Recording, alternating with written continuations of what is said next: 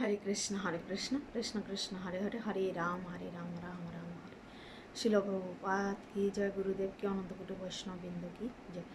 তো আশা করছি আপনারা সবাই ভালো আছেন, আমিও আপনাদের আশীর্বাদ ভালো আছি। প্রতিদিনে না আজও আমরা শ্রীমদ্ ভাগবতম থেকে একটা শ্লোক অধ্যয়ন করব ধারাবাহিকভাবে।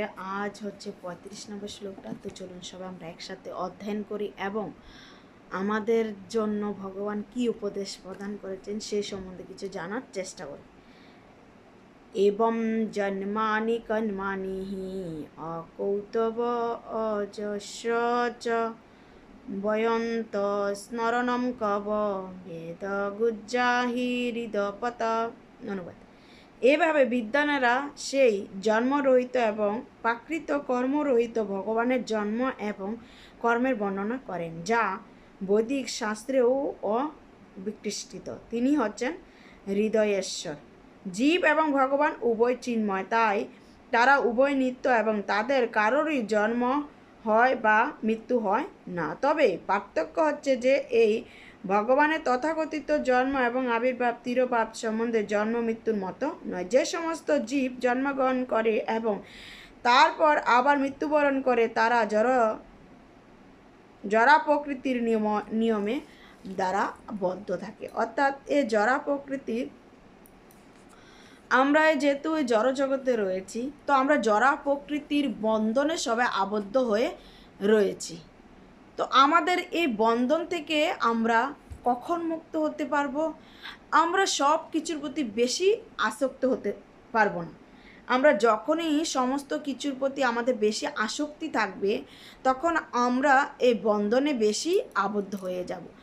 আপনি সাধারণ দেখবেন বৃষ্টি হয়, তারপরে এমনিতেও যদি কখন আমরা কচু পাতার উপরে যদি জল ঢালি, সে দেখবেন কচু পাতার উপরে জল থাকে, কিন্তু সে জল কচু পাতাকে প্রভাবিত করতে পারে না। তো ঠিক সেমভাবে আমরা সংসারে থাকবো, যেতটুক যা করণীয় কর্তব্য কর্ম আমাদের, সেটা আমরা করব, কিন্তু তার বেশি যদি আমরা করতে যাই, তখন আমাদের কি হয় না, তখন আমাদের এরকম হয়ে যায় যে আপনি দেখবেন যে সারা বছর আপনি এই পরিবারের পরিজনদের জন্য অনেক কষ্ট করেছেন বা কষ্ট করছেন।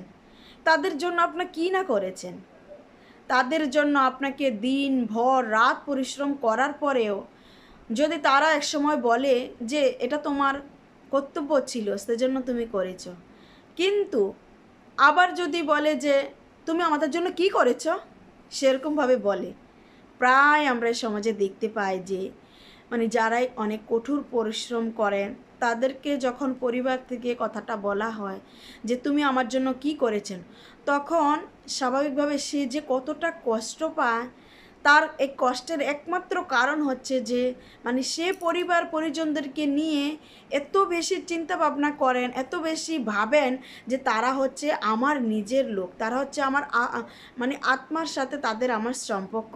তো তারা যখন কিছু বলেন, তখন সে আর কষ্ট সহ্য করতে পারে না।